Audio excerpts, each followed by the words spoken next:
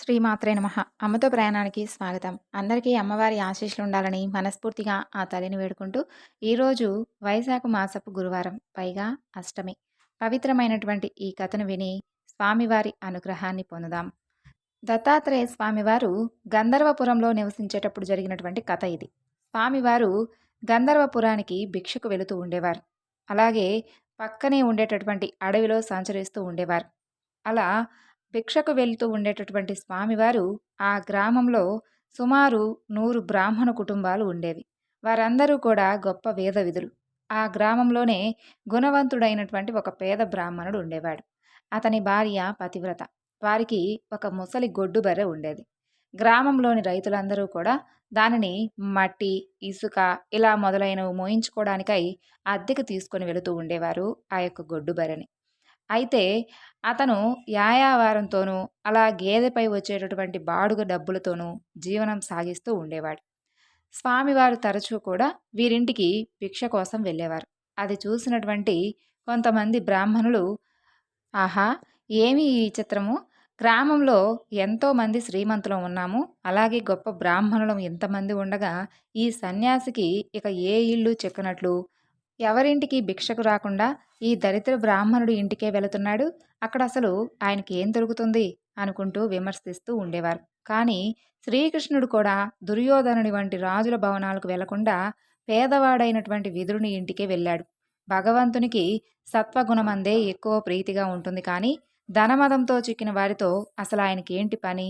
ఆయన అనుగ్రహిస్తే క్షణంలోనైనా దరిద్రుణ్ణి కూడా సామ్రాజ్యం కలుగజేసే విధంగా అనుగ్రహించగలిగినటువంటి గొప్ప కరుణామూర్తి.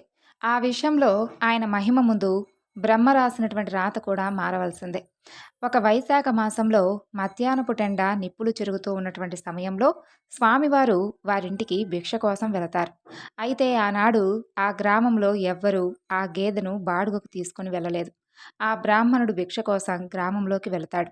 ఇక స్వామివారు వాకిట్లో నిలిచి భవతి భిక్షాందేహి అని అంటారు. అప్పుడు ఆ ఇల్లాలు స్వామికి నమస్కరించి, స్వామి, మా యజమాని యాయావారానికై గ్రామంలోకి వెళ్ళారు. వారు వచ్చేటటువంటి సమయం ఆసనమైంది. మీరేమీ కోపగించకుండా దయతో కొద్దిసేపు ఇదిగో ఈ ఆసనం మీద కూర్చోండి అంటూ పీట వేస్తోంది. స్వామివారు ఆ పీటపై కూర్చొని చిరునవ్వుతో, ఏమ్మా, నీ భర్త వచ్చేదాకా ఆగడానికి నాకేమీ సమయం లేదమ్మా. మాకు భిక్షే ఇవ్వనవసరం లేదు. మీ ఇంట్లో ఉన్నటువంటి బర్రె ఉంది కదా, ఆ బర్రె పాలు కొంచెమైనా ఇస్తే చాలు అని అంటారు. అప్పుడామె, స్వామి, ఇదా, ఇది గొడ్డు బర్రె. ఒక్కసారి కూడా కట్టనూ లేదు, ఈననూ లేదు. ఇప్పుడిది ముసలిదైపోయింది. పళ్ళు కూడా ఊడిపోయాయి. దీనిని బరువులు మోయడానికి ఉపయోగించుకుంటున్నాం అని చెబుతుంది. అప్పుడు స్వామివారు అదేమీ పట్టించుకోకుండా, ఎందుకమ్మా ఈ వట్టి మాటలు చెబుతావు? అయినా పాలు పితుకు, మేము చూస్తాము అని అంటారు. ఆయన స్వయంగా చూస్తే వాస్తవం తెలుస్తుందని చెప్పి ఇక ఆమె కూడా ఒక పాత్ర తెచ్చి పితకడం ప్రారంభిస్తుంది. అయితే ఆశ్చర్యం! ఆ గొడ్డు బర్రె 2 పాత్రల నిండుగా పాలిస్తుంది. ఆ ఇల్లాలు ఆశ్చర్యపడి ఆ యతీశ్వరుడు సాక్షాత్తు పరమేశ్వరుడే అని చెప్పి భావిస్తుంది. వెంటనే ఆమె ఆ పాలును కాచి స్వామివారికి సమర్పిస్తుంది. స్వామివారు ఆ పాలు తాగి సంతోషించి, అమ్మా, మీరు అఖండ ఐశ్వర్యంతోనూ పుత్ర పౌత్రులతోనూ సుఖిస్తారు అంటూ ఆశీర్వదించి స్వామివారు తిరిగి సంగమానికి వెళ్ళిపోతారు. తర్వాత ఆ బ్రాహ్మణుడు ఇంటికి వచ్చి జరిగినటువంటి వింత తెలుసుకొని భార్యతో కూడా సంగమానికి వెళ్ళి స్వామివారిని పూజిస్తాడు. ఆ తరువాత వారికి స్వామి ప్రసాదించినటువంటి వరం అక్షరాలా ఫలించింది. అయితే ఆ గొడ్డు బర్రె నుండి పాలు పితికించడంతో అంతవరకు గుప్తంగా ఉన్నటువంటి ఆ యొక్క మహిమ లోకానికి వెల్లడైపోతుంది. ఆ మర్నాడే కొందరు గ్రామస్తులు మట్టి తోలుకుపోవడానికై బర్రెను బాడుగకు ఇమ్మని చెప్పి అడగడానికి వారింటికి వస్తారు. అప్పుడు ఆ బ్రాహ్మణుడు, అయ్యా, ఇప్పుడు మా గేదె పాలిస్తుందయ్యా, కాబట్టి ఇక నుండి దానిని మేము మట్టి తోలడానికి పంపించలేము అని చెప్పి ఆనాడు ఆ గేదె ఇచ్చినటువంటి పాలను వారందరికీ చూపిస్తాడు. ఆ గ్రామస్తులు, అరరే, ఇంతవరకు ఒక్కసారైనా కట్టనటువంటి ఈ ముసలి బర్రె పాలు ఎలా ఇస్తుంది అని ఆశ్చర్యపోతారు. ఆ అద్భుతమైనటువంటి వార్త ఆ ప్రాంతమంతా పాకి ఆ నగరం ఏలేటటువంటి రాజుకు చేరుతుంది. అతను కూడా ఆశ్చర్యపడి కుతూహలంతో ఆ బ్రాహ్మణుడికి ఇంటికి వచ్చి చూసి అది సంగమంలో నివసిస్తున్నటువంటి ఆ యతీశ్వరుని యొక్క మహిమేనని చెప్పి తెలుసుకుంటాడు. వెంటనే అతను సకుటుంబంగా పరివారంతో సహా ఆ సంగమానికి వెళ్ళి స్వామివారికి పొర్లు దండాలు పెట్టి సాష్టాంగ నమస్కారం చేసి ఇలా స్తుతిస్తాడు. జగద్గురు, మీకు జయము.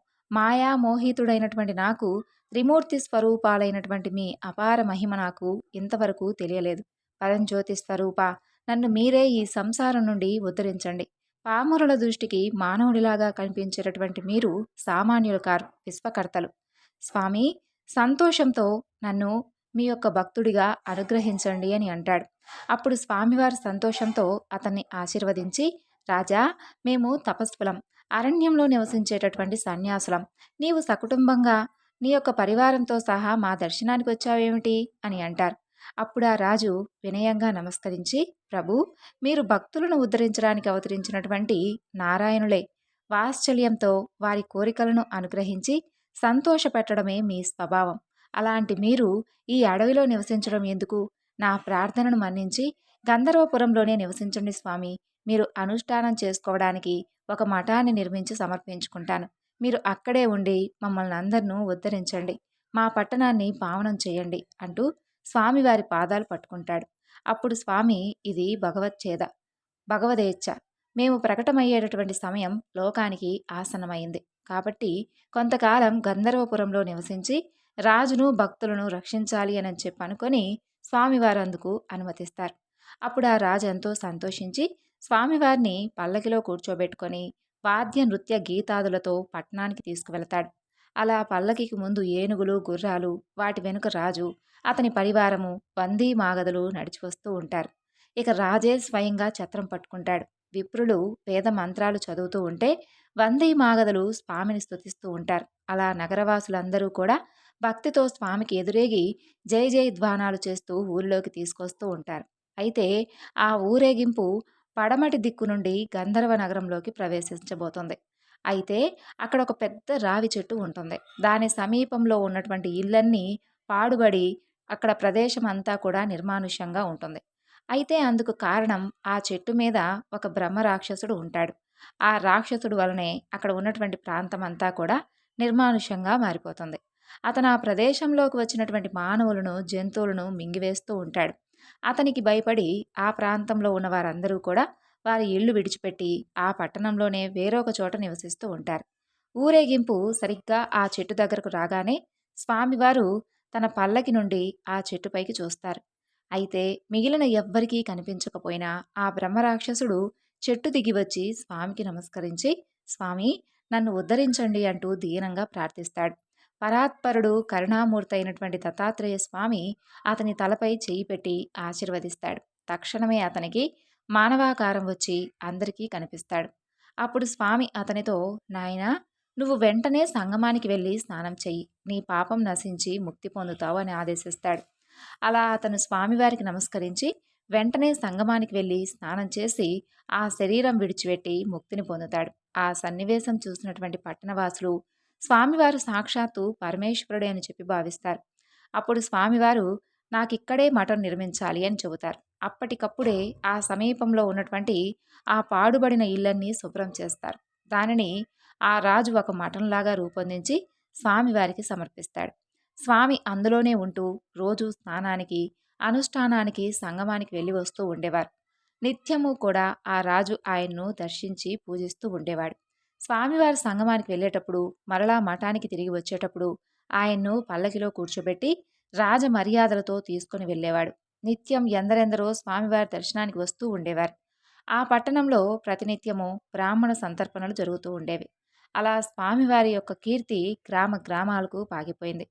ఇక అదే గంధర్వపురంలో సత్యవంతుడైనటువంటి ఒక పేద బ్రాహ్మణుడు భిక్షాన్నంతో తృప్తిగా జీవిస్తూ ఉండేవాడు. అయితే అతను ఎవరింటికి భోజనానికి వెళ్ళేవాడు కాదు. అతను ఎంతో నిష్ఠతో వైదిక కర్మలన్నీ ఆచరిస్తూ తనకున్న దాంట్లోనే అతిథులను సేవిస్తూ ఉండేవాడు. ఇక స్వామివారి మహిమ వలన అక్కడికి వచ్చేటటువంటి ఎందరో భక్తులు బ్రాహ్మణ సమారాధనలు చేస్తూ ఉండేవారు. ఈ పేద బ్రాహ్మణుడు మాత్రం వెళ్ళేవాడు కాదు. ఒక సంవత్సరం మహాలయలలో ఒక శ్రీమంతుడు గ్రామస్తులందరినీ కూడా దంపత సహితంగా భోజనానికి ఆహ్వానిస్తాడు. ఈ పేద బ్రాహ్మణుడు మాత్రం వెళ్ళడానికి ఒప్పుకోలేదు. అతని భార్యకు అటువంటి సమారాధనలకు వెళ్ళి భోజనము, దక్షిణలు, కొత్త వస్త్రాలు దానం తీసుకొని సుఖంగా జీవించాలి అని పాపం ఎప్పుడూ ఉండేది. అయితే ఆమె ఎంత చెప్పినప్పటికీ అతనెప్పుడూ ఒప్పుకునేవాడు కాదు.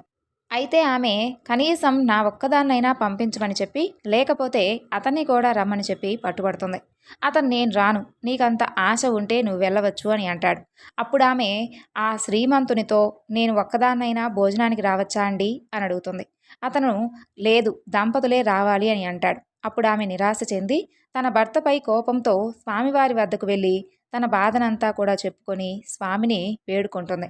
తన భర్త కూడా ఆ రోజు సమారాధనకు వెళ్ళేలా ఆదేశించమని చెప్పి స్వామిని కోరుకుంటుంది. అప్పుడు స్వామివారు నవ్వి ఆమె భర్తను పిలిపించి, ద్విజోత్తమా, నా మాట విని ఈ రోజుకు నీవు సమారాధనకు వెళ్ళు. భార్య యొక్క కోరిక తీర్చడం భర్త యొక్క ధర్మం అంటూ హితం చెబుతాడు.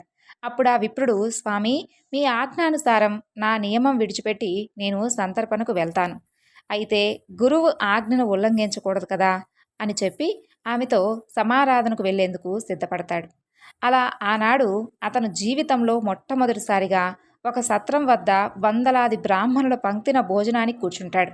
అందరూ భోజనాలకు కూర్చోగానే ఆ దంపతులిద్దరికీ అక్కడ తమ విస్తర్లలోనూ మరికొందరి విస్తర్లలోనూ ఉన్నటువంటి అన్నాన్ని ఒక కుక్క ఒక పంది తాకి అపవిత్రం చేసినట్లు దర్శనం అవుతుంది. అయితే ఆమె ఆశ్చర్యపోయి పరికించి చూడగా నిజంగానే ఒక కుక్క దండిలో నుంచి దూరివచ్చి అన్నపు రాశిని ముట్టుకుంటుంది. వెంటనే ఒకరు దానిని తరిమివేసి వడ్డన కొనసాగిస్తూ ఉంటారు. అది ఆ బ్రాహ్మణి చూసి వెంటనే కోపంతో విస్తరి ముందు నుండి లేచి అందరితో ఆ విషయం చెబుతుంది. ఆమె భర్త తల బాదుకొని, బుద్ధిలేందానా, నీ వలన ఈరోజు నా కర్మ ఇలా కాలిందే అని చెప్పి ఆ విస్తరి ముందు నుండి లేచి వెళ్ళిపోతాడు. అప్పుడు ఆమెను తీసుకుని స్వామివారి వద్దకు వెళ్తాడు. ఆయన ఆమె కేసు చూస్తూ, ఏమమ్మా, పరాన్న సుఖం అనుభవించావా, నీ కోరిక నెరవేరిందా అని అడిగి నవ్వుతాడు. ఆమె సిగ్గుతో తల వంచుకొని, స్వామి, నా బుద్ధిహీనత వలన మా వారిని కూడా ఈ కుక్కకూటికి బలవంతాన తీసుకుపోయాను. నా తప్పు ఎలాగైనా మీరే సవరించాలి అంటూ వేడుకుంటుంది. ఆమె భర్త ఆమెను నిందించి తన వ్రతం భంగమైనందుకు ఎంతో వాపోతాడు. అప్పుడు స్వామివారు అతన్ని ఊరడించి ఇలా చెబుతాడు, పోనీలే, ఏమైతేనేమి, నేటితో నీ భార్య మనసు కుదుటపడింది కదా, ఆమెకి ఎప్పుడూ కూడా నిన్నలా వేధించదు. ఇంత మాత్రానికి నీకెలాంటి దోషమూ రాదు, నీకు నియమ భంగమూ కాదు. ఎప్పుడైనా దేవ పితృకార్యాలలో భోక్త లభించక ఎవరికైనా కర్మానుష్ఠానానికి ఆటంకం ఏర్పడినప్పుడు దానిని రక్షించడానికి భోక్తగా వెళ్ళినందువలన ఎలాంటి దోషము ఉండదు అని చెబుతాడు. స్వామి, ఎలాంటి భోజనం చేయవచ్చు, ఎలాంటిది చేయకూడదో వివరించండి అని కోరాడు ఆ బ్రాహ్మణుడు. అప్పుడు స్వామివారు ఇలా చెబుతాడు, గురువులు, మేనమామలు, ఆచార్యవంతులైనటువంటి వేద విధులు, అత్తమామలు, తోబుట్టువులు పెట్టినటువంటి భోజనం చేయవచ్చు.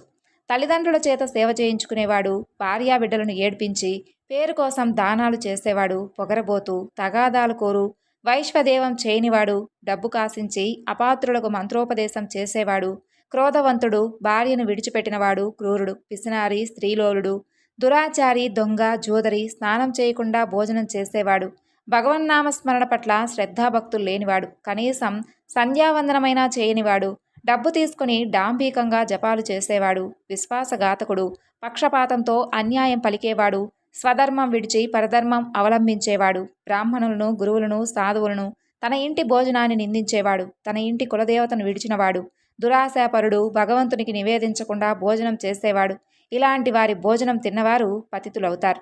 కూతురును, అల్లును బాధించేవారికి మరుజన్మలో బిడ్డలు కలగరు. కేవలం అద్వైతం చెప్పి దేవపూజ చేయనివాడు, పొట్టకూటి కోసం కపటంగా ప్రవర్తించేవాడు పెట్టిన భోజనం వలన మరుజన్మలో గుడ్డితనము, అల్పాయుషు లేక చెవుడు కలుగుతాయి. నిత్యము ఇతరుల ఇంట్లో భోజనం చేసేవారి పుణ్యమంతా నశించి వారి పాపమంతా సంక్రమిస్తుంది. పూర్ణిమ, అమావాస్యలలో పరుల ఇంట భోజనం చేస్తే మాసమర్జించిన పుణ్యఫలం నశిస్తుంది. సాటి వారికి కర్మానుష్ఠానం లోపం తీర్చడానికి తప్ప ఇతరుల ఇంటికి భోజనానికి వెళ్ళకూడదు. అలా చేసినటువంటి దోషం గాయత్రి జపంతో తొలగిపోతుంది. సేవకుల ద్వారా ఆహ్వానం పంపిన వారింటికి కూడా వెళ్ళకూడదు. మనవడు పుట్టేదాకా అల్లుని ఇంట్లో కూడా భుజించకూడదు. గోవు, భూమి, బంగారం మొదలైనవి దానం తీసుకోవడం కూడా చెడ్డవి కాదు. కానీ గ్రహణ సమయంలోనూ, సూతకమప్పుడు, పుణ్యతీర్థాలలోనూ దానాలు తీసుకుంటే దోషం వస్తుంది. ఇటువంటి అనుచిత భోజనం చేయకుండా స్వధర్మం ఆచరించే వారికి ధన్యం ఎన్నటికీ రాదు. దేవతలు, సిద్ధులు, కామధేనువు కూడా వారిని సేవిస్తూ ఉంటాయి అని చెబుతాడు. అలాగే సూర్యాస్తమైనప్పుడు సంధ్యావందనం, హోమము చేసి గురువుకు నమస్కరించాలి. రాత్రి తేలికగా భోజనం చేసి కొంతసేపు సత్గ్రంథాలు చదువుకొని తరువాత తాను ఆ రోజంతా చేసినటువంటి సత్కర్మలన్నింటినీ కూడా భగవంతుని యొక్క ప్రీతి కోసమని సమర్పించి నమస్కరించుకోవాలి.